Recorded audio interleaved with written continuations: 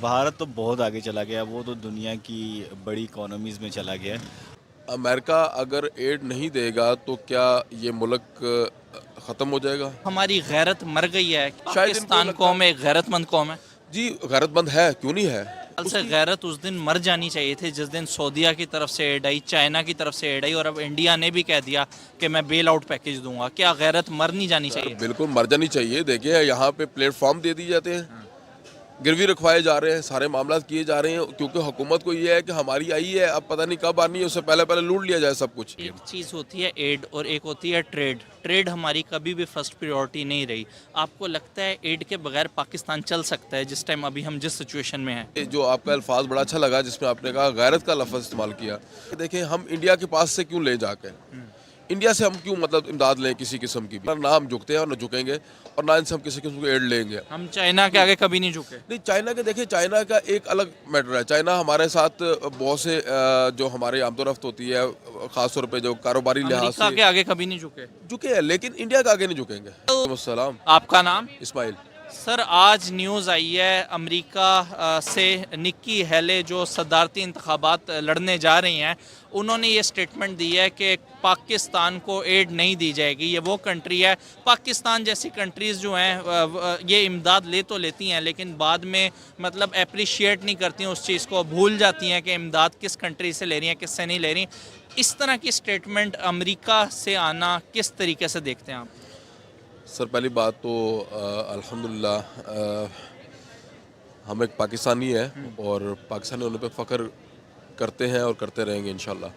पाकिस्तान ने हमें बहुत कुछ दिया है।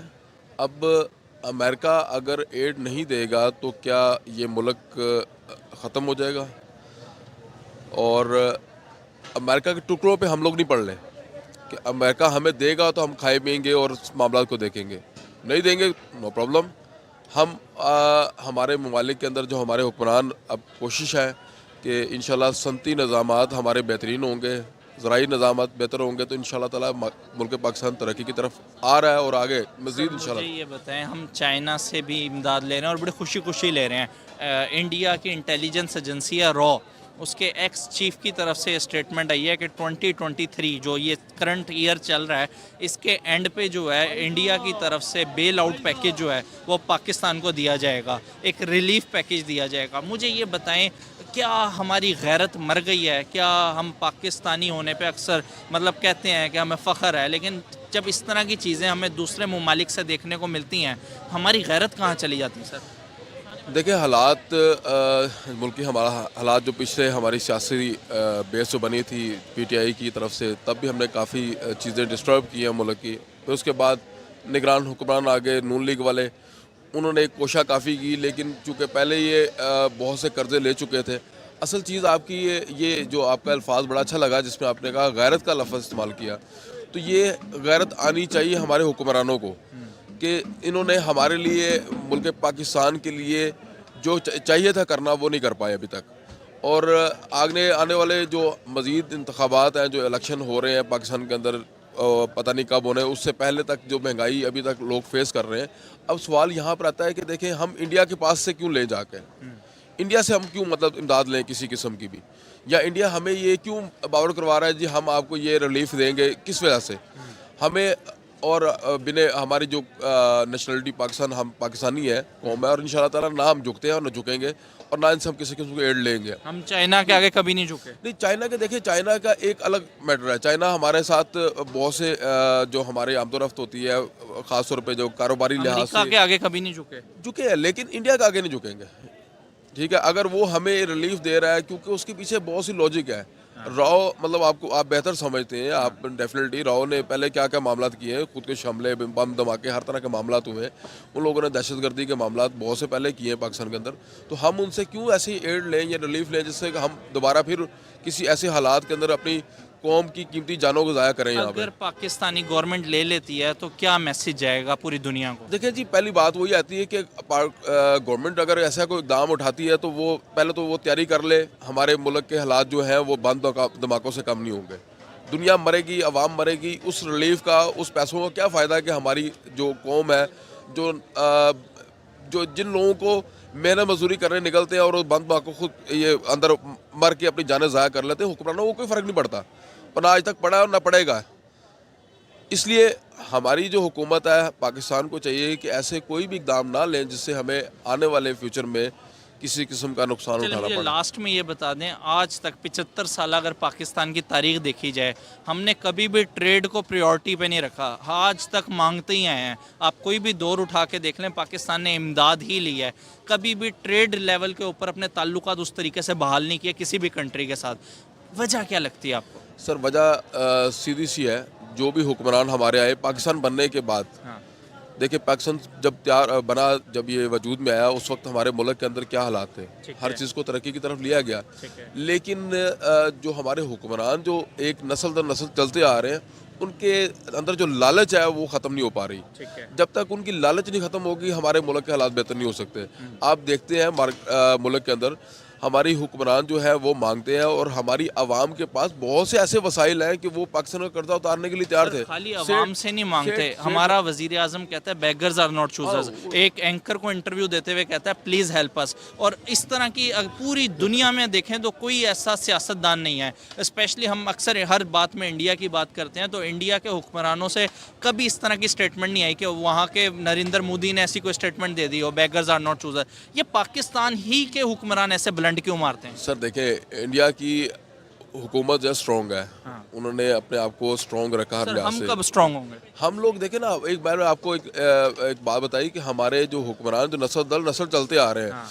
जब उन लोगों ने बचपन से लेके आज तक वही ज़हनियत रखी, देखिए मांगने वाला बच्चा बंदा जो है ना, वो बच्चा जो होगा वो ही मांगेगा। ये नस्ल दर नस्ल चलते, मरासी का बच्चा मरासी ही होगा।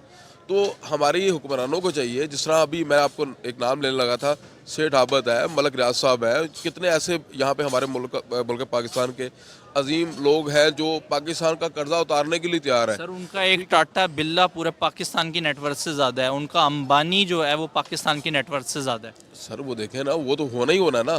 हमारी हुक्मरान जो है उनकी सोचें ही हमारी चेंज है। हम चाहते ही नहीं, हम बदलना नहीं चाहते खुद को। देखिए हम लोग, सबसे पहला कसूर हमारा है कि हम ऐसे लोगों को चूज़ करते हैं, सिलेक्ट करते हैं, जो हमें ही आके बाद में तजलील करते हैं, और वो दूसरे ममालिक से मांग के अपने मामला पूरे करते हैं, टैक्सेस पूरे लिए जाते हैं, हर तरह के मामला पूरे किए जाते हैं, लेकिन पाकिस्तान जो कौम है उसको रिलीफ नहीं दिया जाता। क्या शायद इनको पाकिस्तान लगता कौम एक गैरतमंद कौम है? जी गैरतमंद है, क्यों नहीं है, गैरतमंद है, जो आज तक मतलब अपने मेहनत पे करके आज स्टैंड करके खड़ी हुई है।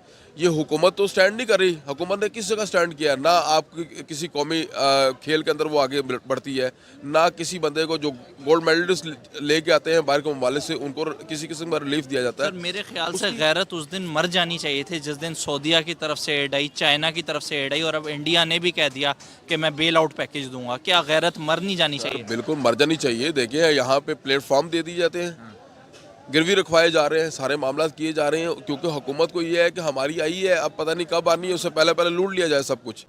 तो ये वो चीज़ें चलती आ रही हैं, भजन अपने ख़जाने भर रहे हैं वो लोग।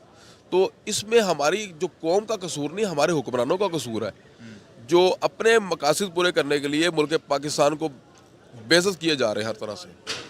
तो ये है कि हमारी कौम को इस वक्त पे आके अपना हक के लिए खड़ा होना पड़ेगा, अपना एक लीडर चुनना पड़ेगा जो आपके लिए मुल्क पाकिस्तान के लिए बेहतरीन हो सके।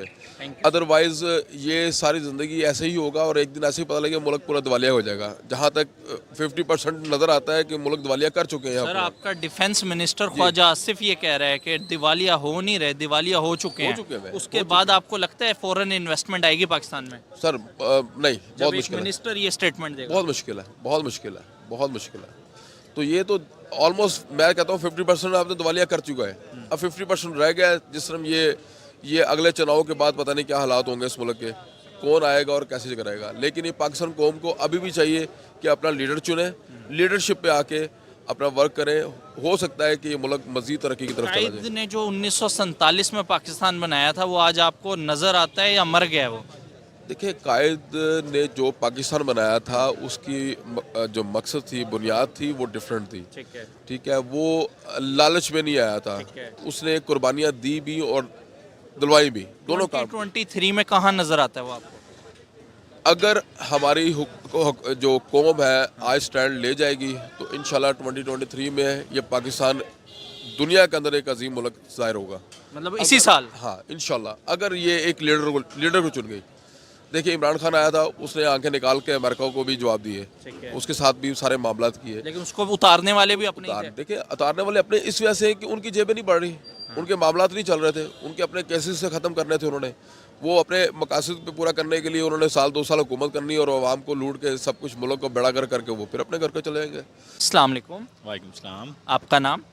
रज़ी रहमान। क्या करते हैं सर आप?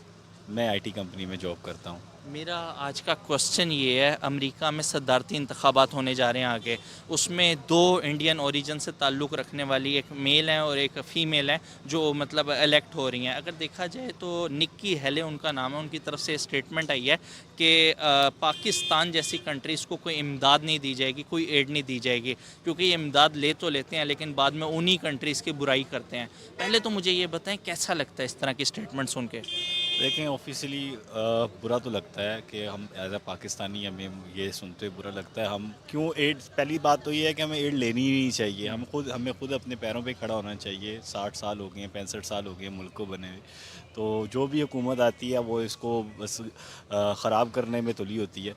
तो स्टेटमेंट बुरा लगता है, मतलब ऐसे ही है। अब लेकिन बात सच है। अब हमने अगर अपने आप को मनवाना है, अपने आप को अपनी इज़्ज़त बहाल करनी है, तो इसके लिए हमें एड्स बंद करने के बाद ख़ुद से अपने पर इन्हिसार करना पड़ेगा, तब भी हमारी कोई थोड़ी सी इज़्ज़त बहाल होगी। नहीं तो फिर हम ऐसे ही दुनिया में ज़लीलो ख्वार होते सर, रहेंगे। एक चीज़ होती है एड और एक होती है ट्रेड। ट्रेड हमारी कभी भी फर्स्ट प्रायोरिटी नहीं रही। आपको लगता है एड के बगैर पाकिस्तान चल सकता है जिस टाइम अभी हम जिस सिचुएशन में हैं? बिल्कुल बिल्कुल बिल्कुल चल सकता है। एड के बगैर आपको आपकी विल चाहिए, एक आपको लीडरशिप चाहिए जो चीज़ों को ठीक करने के लिए आवाम के अंदर से हो, तो वो ज़रूर ठीक कर सकती है। चीज़ें मुश्किल हैं लेकिन ये नहीं है कि नामुमकिन हो सकती है ठीक। लेकिन बात ये है कि विल है, अभी हमें किसी में नज़र नहीं आती, किसी में विल। हर कोई अपनी इक़्तिदार के पीछे लड़ रहा है और आवाम वैसे ही पिसती जा रही है। इंडिया की इंटेलिजेंस एजेंसी है रॉ, उसके एक्स चीफ की तरफ से स्टेटमेंट आई है कि 2023 के एंड में इंडिया की जानिब से एक बेल आउट पैकेज पाकिस्तान को दिया जाएगा। मुझे तो ये बताएं पहले कि इंडिया की तरफ से भी इस तरह की चीज़ों का सुनना कैसा लगता है एक पाकिस्तानी? मतलब एक तरफ तो हमें स्कूल कॉलेजेस में पढ़ाया जाता है कि हमारा सबसे बड़ा दुश्मन इंडिया है, लेकिन जब इंडिया की तरफ से इस तरह की स्टेटमेंट आए तो क्या ऐसा देखते हैं आप? देखिए जी, डूब मरने का मुकाम है। 1975 से पहले जैसे कि हम इंडिया से इकोनॉमी के लिहाज से बेहतर थे और एशिया में बेहतर थे, तो आज वो हमें एड देने की अगर बात कर रहे हैं तो ये डूब मरने का मुकाम है। इसके अलावा मैं क्या कह सकता हूँ? सर, जब चाइना की बात होती है तो खुशी खुशी ले लेते हैं, लेकिन जब इंडिया की तरफ से कोई स्टेटमेंट आए तो यहाँ पे सवाल उठ जाते हैं, मीडिया चैनल्स पे सवाल उठाए जाते हैं कि क्या पाकिस्तान लेगा या नहीं लेगा। तो फिर ये स्टैंस हमारा चाइना के सामने भी रहना चाहिए कि एड तो लेनी ही नहीं, चाहे चाइना हो या इंडिया हो। देखें ये तो बिल्कुल ठीक बात है आपकी। एड को तो बिल्कुल नो करना चाहिए। और अगर हम बात करें इंडिया की स्पेसिफिकली, तो वो हमारे अंदर एक चीज़ ये है कि चाइना एक हमारा फ्रेंडली कंट्री है और वो हमारा एक एनिमी है।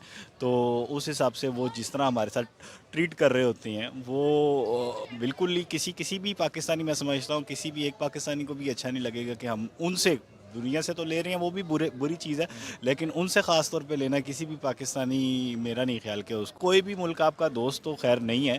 तो हर कोई अपने फ़ायदे के लिए आपके साथ चल रहा होता है। तो अगर हमने अपना कोई वक़ार कायम करना है तो उसके लिए हमें यही करना पड़ेगा कि फिर हम अपनी कोई विल दिखाएं और ख़ुद अपने पैरों पे खड़े हों। Last but not the list, and पे मुझे ये बता दें, आपको क्या लगता है करंट टाइम में भारत कितना आगे निकल गया पाकिस्तान से?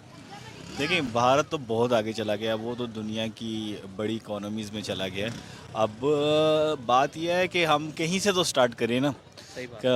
अगर हम ये सोचते रहें कि इंडिया आगे चला गया, फ़लाना आगे चला गया, सिंगापुर आगे चला गया, तो हम कहीं से स्टार्ट करेंगे तो इंशाल्लाह ताला हमारी नीयत ठीक होगी तो अल्लाह पाक हमारा साथ देगा। Thank you so much.